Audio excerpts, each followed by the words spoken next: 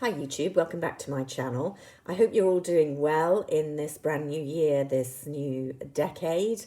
I know a lot of you will have returned to the normal routine, possibly back to work last week after the end of the festivities here in the UK. I know that those of you in the US and other places go back to work straight after Christmas. That's pretty unusual here, I have to say, where we tend to kind of just sink into a stupor throughout the period between Christmas and New Year. But it's very definitely all over now. I'm lucky enough still to be on holiday until tomorrow when I travel back. I'm currently at a spa, which I'm telling you because that explains why I haven't actually tried on my eyes this brand new Tom Ford palette that arrived here on Friday, because I've been having all sorts of treatments and things and haven't wanted to put on makeup. So I will talk about it more fully probably in a future video. The reason that I thought I would just give a early warning glimpse, as it were, is first of all to reassure you that my no buy, in inverted commas, challenge isn't going to involve absolutely no buying. It's buying a bit more mindfully, and I will have, I suspect, some new products. I suspect quite a few Tom Ford products to show you in the coming year. Although in my defence, I did in fact order this one before the new year and had it delivered here. Tom Ford is bringing out, I think, 6, maybe more than 6, definitely 6 new eyeshadow quads. They're on the Nordstrom US site. I think it's Nordstrom, it might be Neiman Marcus. Definitely one of the two I looked at the other evening. They're not available on the Tom Ford website in the UK, and so far as I'm aware, not in store, though Selfridges has this single one available as an exclusive, certainly online, probably in store as well, I don't know. I got it online. I didn't wait for a moment before clicking, and so I thought I'd show it you because I haven't seen anything about any of these new palettes much on YouTube as yet, so I think they're just sort of starting to come into focus. The one that Selfridges has is Mink Mirage, and I thought that was an interesting title. Number 27, you see, that's how many they're doling out these days. Thanks, Estee Lauder, Tom Ford, for making us spend more and more of our money on these. The title is a conglomeration of 2 of their previous palettes, Golden Mink and Cocoa Mirage, both of which I have. Can't show you them here by way of comparison because they're at home. Cocoa Mirage, I'm not going to say is one of my favourite palettes. Well, I am, yes. It's definitely one of the Tom Ford palettes I would most recommend as a general recommendation to people who are looking to buy only one Tom Ford palette.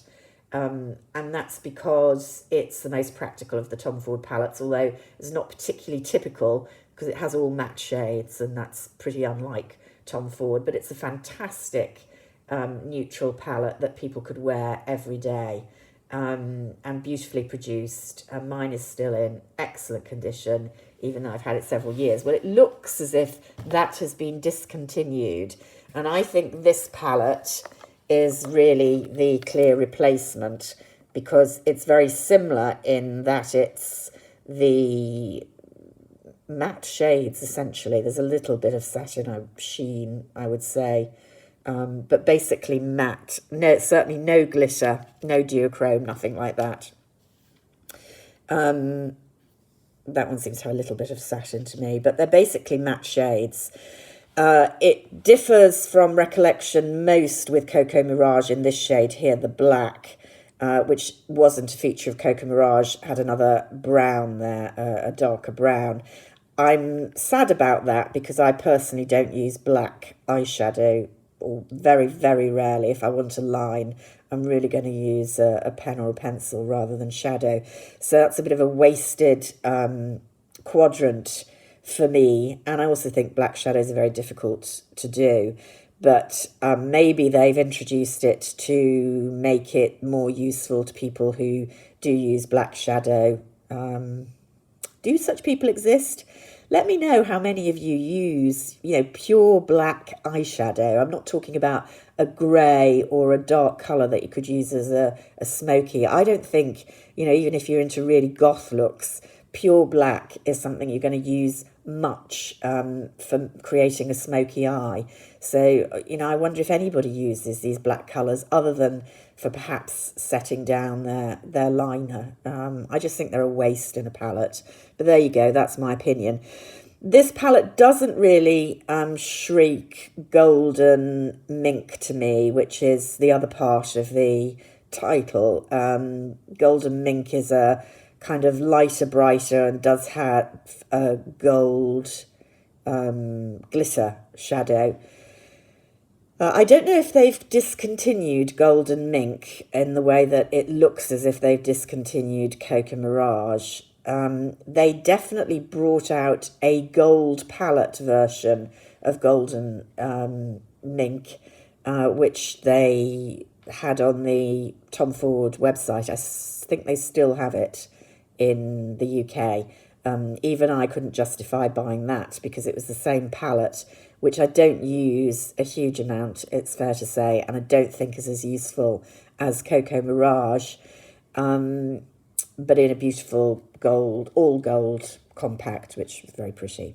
So we can swatch on the arm, beautifully buttery soft. There you go, a kind of, I would call buttermilk. It's a little powdery, but yeah, almost matte. Then this one also feels very nice. That's going to be, sorry, it's a bit difficult here. I'm in a confined space. Oh, look at that. Great colour payoff there.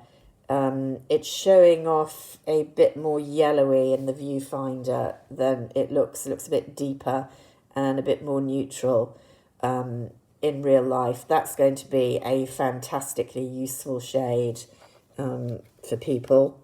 Then this darker brown doesn't feel quite as buttery, but again, you can see very pigmented, completely matte.